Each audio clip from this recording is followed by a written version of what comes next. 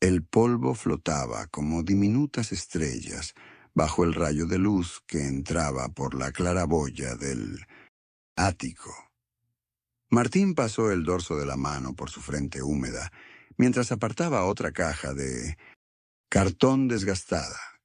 La mudanza de su madre a un apartamento más pequeño lo había convertido en arqueólogo, familiar por un fin de semana. Sacó varias carpetas amarillentas hasta que sus dedos rozaron una caja metálica de galletas escondida bajo varios álbumes. Al abrirla, encontró fotografías sueltas, antiguas, con bordes blancos dentados, típicos de otra época. Entre ellas, una capturó su atención de inmediato. Su madre, mucho más joven, sonreía con una libertad que jamás le había visto. A su lado, un hombre de rostro afable rodeaba su cintura con familiaridad mientras sostenía a un niño pequeño en su otro brazo. El pequeño, quizás de 3 años, no se parecía a ningún familiar conocido. Martín volteó la imagen con el ceño fruncido. En el reverso, una caligrafía desconocida había escrito: «Para Elena, mi universo entero. Siempre tuyo, Javier». 1985.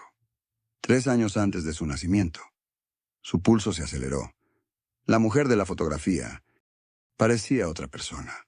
Mejillas sonrojadas, ojos brillantes, una sonrisa amplia que mostraba todos sus dientes. Nada que ver con la madre reservada, siempre contenida, que lo había criado. La voz de Elena resonó desde la planta baja, llamándolo para almorzar, mientras la fotografía temblaba ligeramente entre sus dedos sudorosos. Carlos había vuelto a la casa familiar en Monterrey tras su divorcio, con 35 años y pocas certezas. Su madre, Dolores, viuda desde hacía 3 años, lo recibió con un abrazo breve, pero sin preguntas incómodas, como siempre. La casa permanecía igual, los mismos cuadros de paisajes, el olor a jazmín del patio trasero, ese silencio que parecía habitar en las paredes desde que él tenía memoria. Las cenas transcurrían. Entre comentarios sobre el clima o noticias del vecindario, nunca sobre sentimientos. Carlos observaba a su madre mientras ella servía la sopa, sus movimientos precisos, su mirada esquiva cuando él intentaba profundizar en cualquier tema personal. Dolores había sido así desde que recordaba, una fortaleza de silencios, una mujer que resolvía problemas sin mencionarlos, que guardaba fotografías en cajas, que nunca abría frente a nadie. En las últimas semanas, Carlos notaba cómo su madre evitaba hablar de ciertos temas. Cuando mencionaba a su padre o preguntaba por familiares lejanos, ella cambiaba de conversación con una habilidad perfeccionada durante décadas. Esta noche, mientras compartían un guiso de pollo, Carlos estudió las manos de su madre, arrugadas, fuertes, manos que habían escrito cartas que nunca envió, que guardaban llaves de cajones que permanecían cerrados. La casa, que debería representar seguridad, se sentía como un archivo de secretos no pronunciados. Carlos masticaba despacio, consciente del peso de las preguntas no formuladas entre ellos.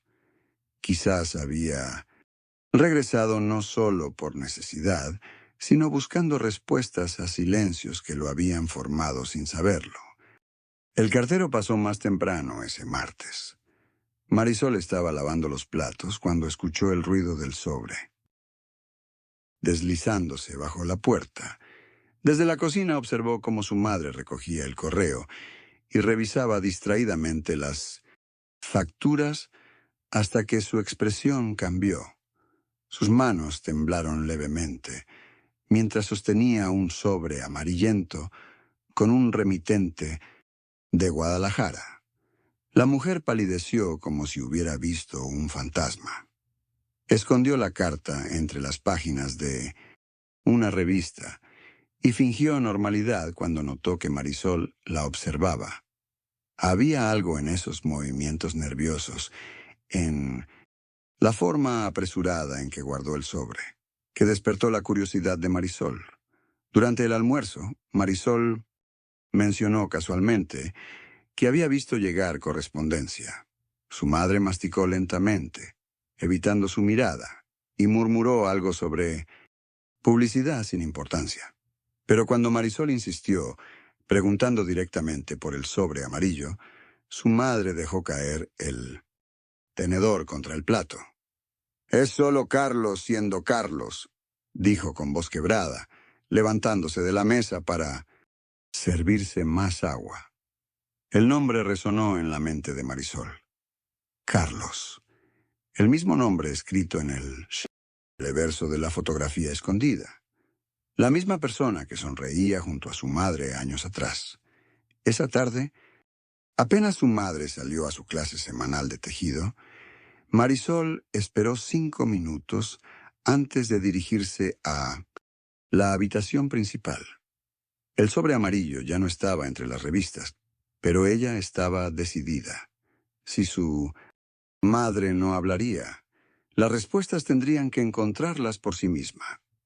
El cosquilleo de duda se instaló en el estómago de Carlos durante 3 días.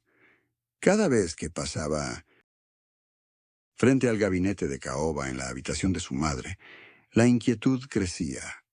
Ese mueble antiguo, con su cerradura oxidada y su llave siempre escondida bajo el florero de porcelana, guardaba secretos. La rutina de Dolores era predecible. Los martes y jueves acudía al centro comunitario para sus clases de tejido. Hoy era martes. Carlos deslizó la pequeña llave en la cerradura, que se dio con un chasquido seco. Dentro, carpetas organizadas. Con pulcritud casi obsesiva, revelaban la meticulosidad de su madre. Sus dedos recorrieron los documentos hasta detenerse en un sobre amarillento con bordes desgastados, un acta matrimonial, fechada 15 años antes de su nacimiento. Dolores Herrera. Y Ramón Quintero, un hombre que no era su padre. Entre los papeles asomó una fotografía. Una mujer, joven, inconfundiblemente su madre, sostenía un bebé envuelto en mantas azules.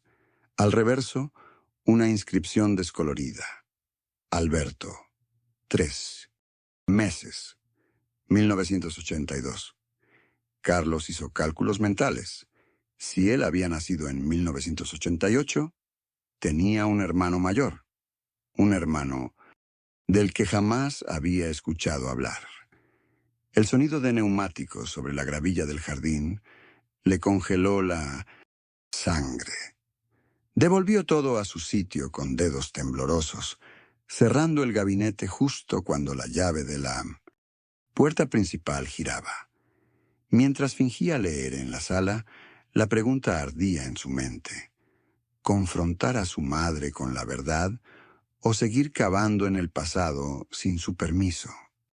Durante los días siguientes, Dolores notó algo distinto en Carlos. Sus miradas se desviaban cuando ella entraba a la habitación. Sus respuestas se volvieron monosílabos cortantes. La tensión flotaba en el aire como polvo invisible. Dolores. Lo observaba por encima de sus lentes, mientras tejía, siguiendo sus movimientos con ojos entrecerrados de preocupación maternal. El jueves por la tarde, el teléfono sonó con ese timbre estridente que siempre sobresaltaba a Carlos. Dolores. Se apresuró a contestar, y su voz cambió de inmediato. Sus hombros se tensaron mientras susurraba frases cortas, alejándose hacia el pasillo con el auricular pegado al oído. «No ahora, por favor», alcanzó a escuchar Carlos, quien fingía leer el periódico en la sala. Durante la cena, el tintineo de los cubiertos contra la porcelana acentuaba el silencio incómodo. Carlos revolvió el guiso de lentejas, sin probarlo realmente. estaba pensando en visitar Guadalajara pronto, mencionó con fingida casualidad, observando atentamente el rostro de su madre. El tenedor de Dolores quedó suspendido a medio camino. Sus ojos, repentinamente húmedos, parecieron mirar algo muy lejano. Dolores dejó escapar un sollozo, breve antes de levantarse abruptamente, derramando agua del vaso sobre el mantel bordado. Sus manos temblorosas recogieron los platos sin terminar. «Solo necesito descansar», murmuró con voz quebrada al salir, sin ofrecer explicación alguna sobre su reacción. Esa noche, Carlos empacó una pequeña maleta mientras escuchaba a su madre llorar tras la pared delgada que separaba sus habitaciones. La culpa le pesaba como plomo, pero la necesidad de respuestas era más fuerte. Reservó un boleto de autobús para Guadalajara en su teléfono. No le diría nada a Dolores hasta estar en camino. Algunas verdades tenían que buscarse lejos de casa. El calor de Veracruz golpeó a Carlos en cuanto bajó del autobús. Los documentos indicaban que su madre había vivido allí 20 años atrás, mucho antes de conocer a su padre. El registro civil, un edificio colonial de paredes amarillentas, guardaba las respuestas que buscaba. Carlos esperó 2 horas en una sala con ventiladores que apenas movían el aire denso. La funcionaria, una mujer de mediana edad con lentes de montura gruesa, le entregó finalmente una carpeta con los documentos solicitados. Sus manos temblaron al abrir el expediente. Allí estaba. El acta de matrimonio de Dolores Fernández con Alberto Mendoza, fechada 15 años antes de casarse con su padre. Carlos contuvo la respiración mientras pasaba a la siguiente página. Un certificado de nacimiento amarillento revelaba lo impensable. Un niño llamado Daniel, hijo de Dolores y Alberto. Su madre había tenido otro hijo, un hermano que nunca mencionó. La dirección actual de Alberto, conseguida tras sobornar discretamente a un empleado administrativo, apuntaba a un barrio costero de la ciudad. Carlos guardó los documentos en su mochila, sintiendo el peso de una verdad que ya no podía ignorar. Mientras caminaba por las calles empedradas bajo el sol implacable, comprendió que estaba a punto de enfrentar no solo el pasado de su madre, sino también una parte desconocida de sí mismo. El taxi lo dejó frente a una casa azul de 2 pisos con macetas en el balcón. Carlos permaneció inmóvil en la acera, contemplando la puerta que lo separaba de las respuestas que buscaba y temía encontrar. La dirección anotada en el sobre lo llevó a una casa modesta en las afueras de la ciudad. Carlos permaneció varios minutos dentro del auto, respirando hondo, reuniendo valor. Un hombre de Minas de Nio, unos 60 años, abrió la puerta. Sus ojos se agrandaron al instante. Le dijo que tenía el mismo rostro que ella. Lo invitó a pasar con manos temblorosas. En la sala, fotos familiares decoraban las paredes, y allí estaba ella, su madre, joven y sonriente. El hombre sacó un álbum de fotos, mientras explicaba cómo Dolores había tenido que escapar durante la dictadura por su activismo político. Carlos escuchó con la garganta seca cómo su madre había estado embarazada cuando huyó, cómo este hombre había pasado años creyéndola muerta. En una fotografía reciente, un joven de unos 30 años miraba a la cámara. Sus ojos eran idénticos a los de Carlos, su medio hermano. Hacía apenas 6 meses que este hombre había logrado encontrar a Dolores después de décadas, justo cuando ella comenzaba a mostrar los primeros signos de su enfermedad. Carlos sostuvo entre sus dedos la fotografía de aquel hermano que nunca supo que tenía, mientras el peso de las verdades silenciadas durante tantos años se asentaba sobre sus hombros. Carlos regresó a casa con el peso de la verdad sobre sus hombros. El atardecer teñía las paredes del apartamento con tonos anaranjados, iluminando fotografías que ahora veía con nuevos ojos. Aquellas imágenes de su madre sonriente escondían años de dolor silencioso y sacrificios invisibles. Cada arruga en el rostro de Dolores contaba una historia que él jamás se había detenido a escuchar. El cosquilleo de duda en su estómago se había transformado en un nudo de arrepentimiento. ¿Cuántas veces había juzgado sus decisiones sin conocer los motivos que las impulsaban? Los documentos revelaban solo fragmentos, pero suficientes para entender que su madre había renunciado a sueños propios para protegerlo. Carlos respiró profundo mientras organizaba sus pensamientos. No podía seguir fingiendo ignorancia ni cargando con el secreto descubierto entre papeles amarillentos. Las personas que amamos, pensó, llevan consigo historias enterradas que moldean cada una de sus acciones. La sala vacía parecía amplificar el silencio de tantos años. Al escuchar la llave girar en la cerradura, Carlos se enderezó en el sofá. Dolores apareció en el umbral con una bolsa de compras y una expresión que Carlos reconoció inmediatamente. Ella también había estado esperando este momento. Carlos encontró a su madre en la cocina preparando té de manzanilla, como si lo hubiera estado esperando. Sus manos temblorosas dejaron la tetera sobre la mesa, mientras sus ojos, cansados pero decididos, se fijaron en él. Le había llegado una llamada de Rafael esa mañana, dijo con voz queda. Ella sabía que Carlos iría a buscarlo. Lo supo desde el momento en que guardó esa foto en el gabinete de caoba, anticipando que algún día la encontraría. La sala se llenó con el aroma dulce del té, mientras Dolores desenterraba su historia. Durante la dictadura, cuando militaba en grupos estudiantiles, las amenazas comenzaron. Un oficial le dio un ultimátum: abandonar al niño o verlo desaparecer junto a ella.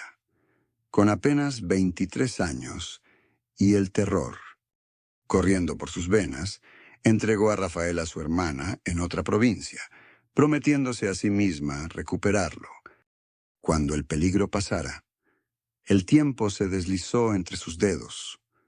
Conoció a Fernando, padre de Carlos, y formaron una familia bajo la sombra del secreto. Cada cumpleaños de Rafael marcaba su calendario como una herida invisible. Cada Navidad escribía cartas que nunca enviaba, temiendo que el pasado regresara para destruir lo que había construido. Dolores se levantó con movimientos lentos, casi rituales. Del mismo gabinete donde Carlos había encontrado la fotografía, extrajo una caja de madera desgastada. La colocó sobre la mesa con la delicadeza de quien entrega su corazón. Dentro, decenas de sobres amarillentos, ordenados por fecha, contenían las palabras que nunca se atrevió a pronunciar. Carlos sostuvo el teléfono contra su oreja mientras escuchaba la respiración tensa de Daniel al otro lado. Las palabras salían entrecortadas, explicándole sobre la existencia de su madre y las cartas. El silencio que siguió pesaba como plomo. Daniel respondió con una risa seca, amarga, preguntando por qué debería importarle ahora, después de 30 años. Carlos miró las cartas sobre la mesa, aquellas páginas amarillentas donde su madre había derramado lágrimas y arrepentimiento. Le leyó fragmentos a Daniel, palabras que describían un parto en soledad, la presión familiar, el miedo paralizante. Mientras hablaba, Carlos pensó en su propio divorcio reciente, en cómo había ocultado a su ex esposa el deterioro de sus finanzas hasta que fue inevitable. Los secretos siempre terminaban cobrando un precio más alto que la verdad. Daniel seguía resistiéndose, pero su voz ya no sonaba tan firme. Quedaron en silencio varios segundos hasta que Carlos le propuso una videollamada, solo eso, sin compromisos futuros. Marcela merecía al menos despedirse, explicó, mientras observaba por la ventana cómo el sol comenzaba a ocultarse. Finalmente, tras un suspiro profundo, Daniel aceptó con voz queda. Carlos programó la llamada para el domingo siguiente, sintiendo un nudo en la garganta y un extraño alivio. El celular de Carlos descansaba sobre la mesa de la cocina, mientras él ajustaba el ángulo para que su madre pudiera ver la pantalla. María se sentó con la espalda rígida, las manos entrelazadas tan fuertemente que sus nudillos se tornaron blancos. Cuando el rostro de Daniel apareció, un hombre de facciones maduras, pero inconfundiblemente familiares, el silencio se volvió denso. Los ojos de María se llenaron de lágrimas mientras estudiaba cada detalle de aquel hijo que no había visto en 4 décadas. Daniel permaneció callado por varios segundos, su respiración audible a través de la conexión digital. Carlos percibió cómo su hermano apretaba la mandíbula, conteniendo palabras largamente ensayadas que ahora parecían inadecuadas. La tensión se disipó gradualmente cuando Daniel comenzó a hablar sobre su vida en Canadá, su trabajo como ingeniero, su casa junto al lago. María asentía, absorbiendo cada palabra como quien bebe agua tras una larga sequía. El momento más revelador llegó cuando Daniel mostró fotografías de sus hijos adolescentes. María extendió su mano temblorosa hacia la pantalla, como queriendo tocar aquellos rostros que llevaban su sangre, pero que jamás había conocido. Carlos notó cómo su madre envejecía y rejuvenecía simultáneamente ante sus ojos, cargando el peso de los años perdidos, mientras descubría una nueva razón para mirar hacia adelante. Antes de finalizar la llamada, Daniel anunció que viajaría a Argentina en 3 meses, pero dejó claro que necesitaba tiempo, que construirían esta relación paso a paso. Cuando la pantalla se oscureció, Carlos sostuvo la mano de su madre, sintiendo cómo décadas de secretos comenzaban a disolverse entre sus dedos entrelazados. El café que eligió su madre quedaba a mitad de camino para todos. Carlos llegó primero, seleccionando una mesa alejada junto a la ventana. Observó la puerta cada vez que sonaba la campana. Daniel entró acompañado de una mujer menuda y 2 niños que se aferraban a sus manos. El parecido era innegable. La misma forma de los ojos, esa manera de caminar, ligeramente inclinada hacia la derecha. Carlos sintió un nudo en la garganta mientras se ponía de pie. El mayor de los niños, de unos 6 años, tenía la misma sonrisa que Carlos recordaba de sus propias fotos infantiles. Entre presentaciones torpes y miradas cargadas de preguntas, tomaron asiento. Su madre llegó minutos después, con pasos inseguros y ojos enrojecidos. Daniel explicó con voz pausada como durante toda su infancia. Creyó que su madre había muerto al darle a luz, una historia fabricada para protegerlo de una verdad compleja. Mientras hablaba, su esposa le apretaba la mano sobre la mesa. Su madre, con la cabeza baja y lágrimas silenciosas, pidió perdón a ambos por el vacío que había creado en sus vidas, por decisiones tomadas desde el miedo. Carlos observó cómo los niños dibujaban en servilletas, ajenos al peso histórico que se desmoronaba a su alrededor. En ese instante, comprendió que los secretos no solo habían marcado el pasado, sino que su revelación estaba creando una nueva familia, imperfecta y herida, pero finalmente real. 6 meses después de aquel reencuentro, Carlos contemplaba el jardín desde la ventana de su sala. Las flores que había plantado junto a su madre florecían bajo el sol primaveral, símbolos silenciosos de reconciliación. Los domingos se habían convertido en días sagrados para reunirse en familia, sin excusas ni pretextos. María cocinaba mientras contaba historias del abuelo que Carlos nunca había escuchado antes. Daniel y sus hijos formaban parte integral de estas reuniones, trayendo un caos alegre que llenaba los espacios antes silenciosos de la casa. Carlos había aprendido que los secretos, como puertas cerradas, solo aislaban a quienes pretendían proteger. Las conversaciones con su madre ahora fluían con una honestidad que antes parecía imposible.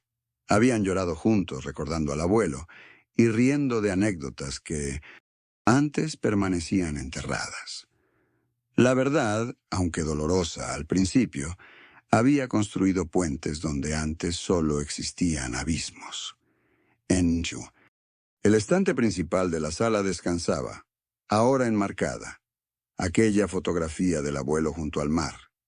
Ya no escondida. Se había convertido en tema de conversación cuando los niños preguntaban ¿quién era ese señor de sonrisa amable? Carlos les contaba entonces sobre el hombre que nunca conoció, pero que ahora sentía cercano, como si los genes compartidos trascendieran el tiempo y los secretos. La última vez que visitó la tumba del abuelo, Carlos llevó flores blancas y se sentó a contarles sobre su familia ampliada, sobre Daniel y los niños, sobre María y sus recetas dominicales. No hubo respuesta del viento, ni señales místicas, solo la certeza de que algunas historias, aunque tardías, merecen ser contadas por completo. Si te gustaron estas historias, suscríbete al canal y activa las notificaciones para no perderte las próximas. Gracias por acompañarnos.